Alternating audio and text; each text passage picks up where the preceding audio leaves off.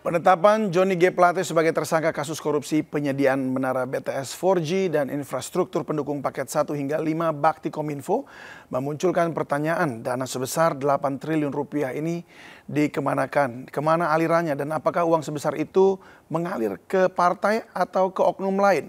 Untuk membahas hal ini sudah bergabung bersama kami melalui sambungan Zoom tenaga ahli utama KSP Ali Mohtar Ngabalin, lalu pakar tindak pidana pencucian uang Fahrur Dalimunte, dan juga Zainur Rohman, peneliti Pusat Kajian Anti Korupsi Pukat UGM.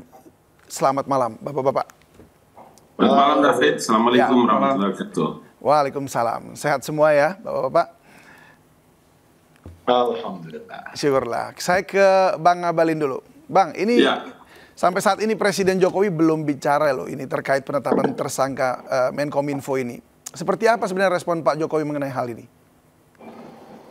Ya, jadi dari awal dan beberapa pertanyaan yang sama juga sudah saya sampaikan, Mas David, dalam hal urusan tindak pidana korupsi yang sedang dijalankan atau prosesnya hari ini terus kita ikuti sejak beberapa tahun yang lalu, tentu bahwa tidak akan mungkin bisa pemerintah mengintervensi. Itu sebabnya kenapa kita menempatkan posisi ini sebagai bentuk penghormatan kepada lembaga penegak hukum yang sedang menjalankan proses penyelidikan dan seterusnya terkait dengan kasus 4G BTS ini. Jadi tidak perlu ada tanggapan dari Bapak Presiden, tidak perlu ada tanggapan dari pemerintah. Yang pasti bahwa peristiwa ini terus akan berjalan dan terima kasih Kejaksaan Agung menjelaskan bahwa tidak saja sampai di sini tapi akan terus mengembangkan kasus ini. Judul yang diangkat oleh MNC News ini malam ini saya kira sangat tepat sekali. Uang yang sangat banyak, uang rakyat APBN yang diambil dari pajak rakyat itu harus diusut, ditelusuri karena proyek ini harus berjalan sampai tuntas, begitu. Nah ini kemarin Bang Pak Mahfud sempat pada jamuan makan malam di Riau kemarin ini sempat menyebut kasus ini ada irisan dengan politik. Apakah ini berarti memang ada uang yang mengalir ke partai politik seperti yang tadi juga sempat disinggung Bang Ngabalin? Kalau bisa sambungkan telepon dengan Pak Mahfud biar kita dengar keterangannya ulang lagi. Beliau sedang ada acara, tapi saya hanya ingin kembali lagi ke Bang Ngabalin tadi sempat ngomong juga kan, ini harus diusut. Oh, kalau irisan mengenai politik, jangan dibawa-bawa ke politik. Ya, jangan dibawa-bawa ke politik karena ini adalah kasus yang murni urusan hukum. Pak Ketua Umum Nasdem juga sudah menjelaskan, begitu juga Bendahara Umum sudah menjelaskan, mereka sudah menyampaikan press conference, sehingga mari kita hormati proses yang sedang dijalankan, yang hari ini juga sudah ditetapkan statusnya kemarin, dan sampai saat sekarang masih ada penahanan kepada Pak Johnny Plate. Ya, sebabnya begini Bang, kenapa disebutkan ini memang kemarin karena kami mendengar dari Bang Mahfud, tapi Pak Mahfud, tapi juga karena ini mendekati pemilu ya, pemilu 2024 dan tentu saja ada lawan politik satu dengan yang lain. Nah, itu sebabnya pastilah muncul pertanyaan-pertanyaan seperti ini. Nah, yang jadi pertanyaan lagi adalah ketika disebutkan tidak masuk dalam atau tidak ada irisannya dengan politik murni, ini adalah karena pidana ya, pencucian uang atau itu memang korupsi. Nah ini kan kita jadi bertanya-tanya juga Pak, apakah memang kasus ini pemerintah akhirnya tidak aware gitu sebelumnya atau memang dari sejak awal kasus ini terlihat bahwa memang diakui 100% tapi ternyata belum selesai. Ini kemudian sudah diproses tapi diam-diam prosesnya begitu karena mungkin berhati-hati karena ini ada hubungannya dengan politik begitu. Bagaimana? Kalau kasus ini kan tidak pernah ada yang tersembunyi, semua terpublikasi sampai dengan pengembalian uang, kemudian pemeriksaan dan lain-lain. Kalau dikaitkan dengan politik, apa urusannya di politik? Bulan Oktober 2022 Nasdem mendeklarasikan calon presidennya. Peristiwa kasus ini udah di penyelidikannya udah berjalan beberapa tahun yang sebelumnya.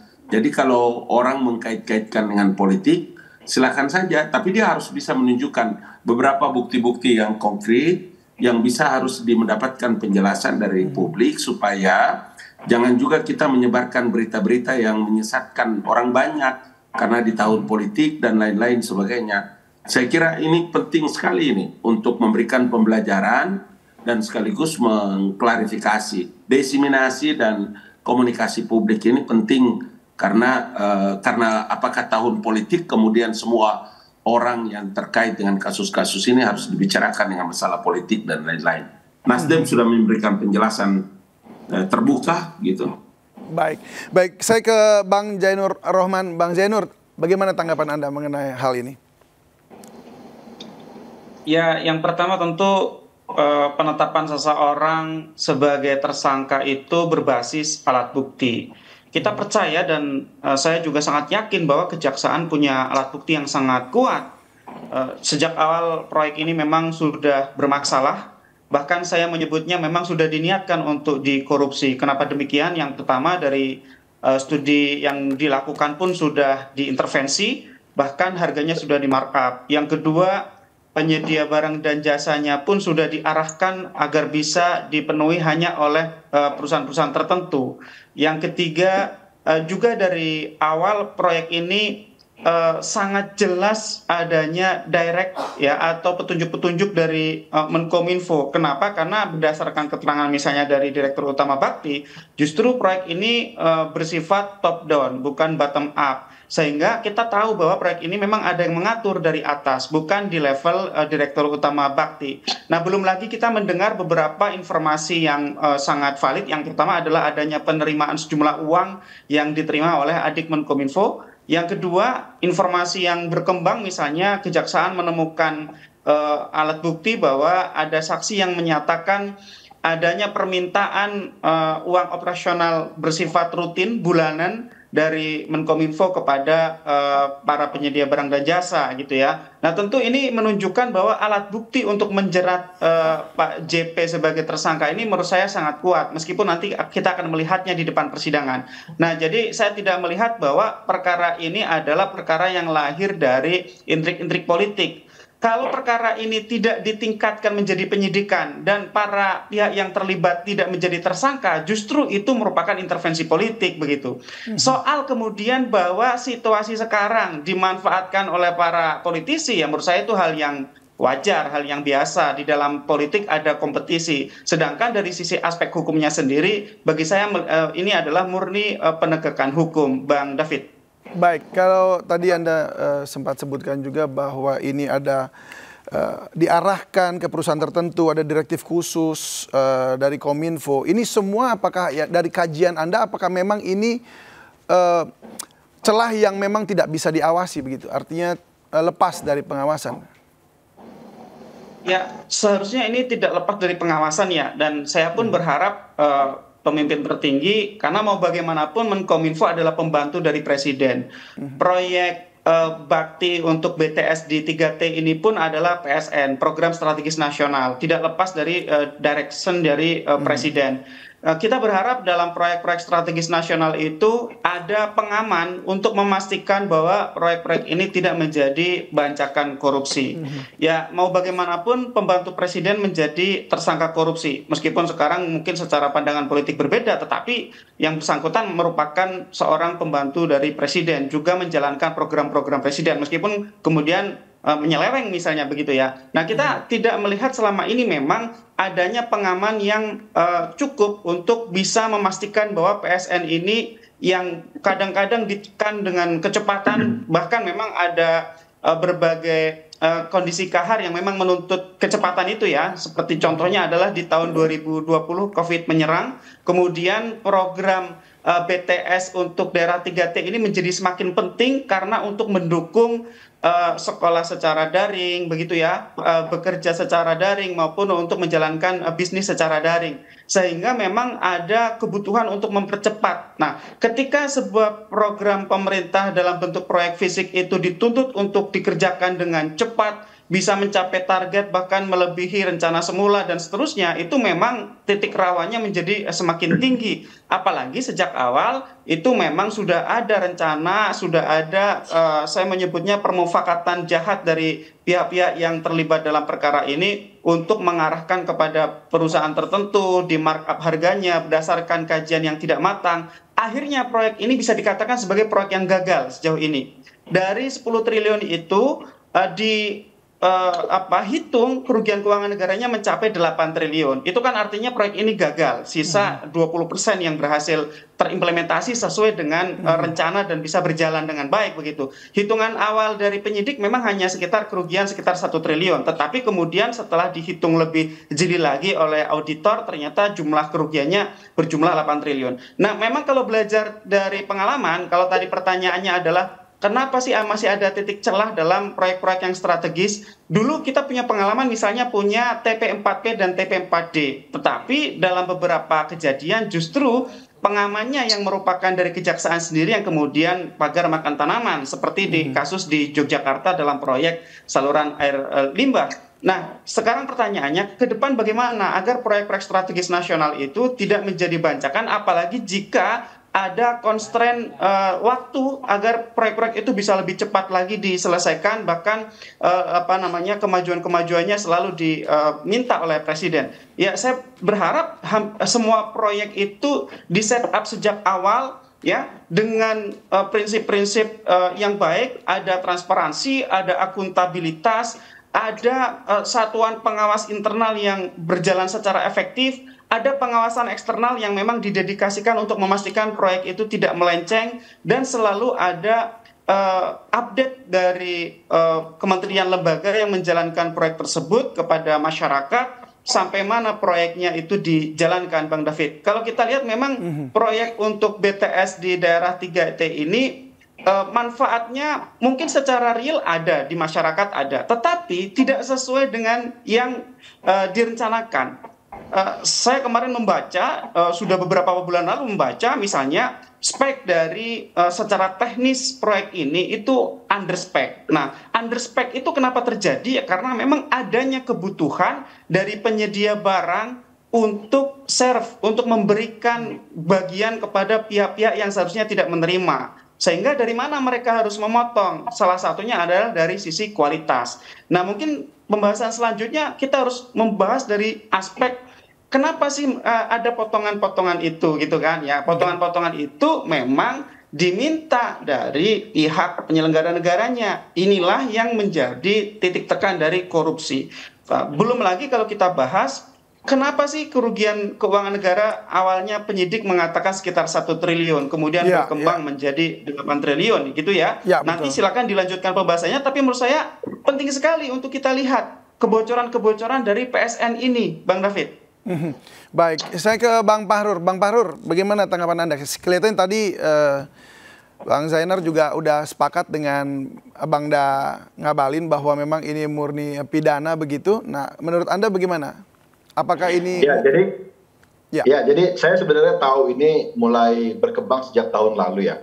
Cuma awalnya saat saya tahu kasus ini, awalnya saya menduga ini nggak mungkin gitu. Alasan saya sebenarnya begini, ini ada dua alasan logik yang membuat ini agak mustahil untuk dilakukan. Tapi kalaupun terjadi dilakukan, berarti ini sangat masif pemufakatan jahatnya. Alasannya begini, ini kontrak yang dilakukan adalah kontrak payung. Artinya harganya sudah diikat dari tahun pertama atau maksimal 3 tahun. Tidak akan ada kenaikan harga dalam keadaan apapun. Yang kedua, ini sifatnya konsorsium, melibatkan banyak perusahaan. Dan di catatan yang ada, ini perusahaan yang terlibat ini bukan perusahaan yang baru berdiri, dibentuk oleh oknum A misalnya, seperti kasus-kasus yang sebelumnya terjadi gitu.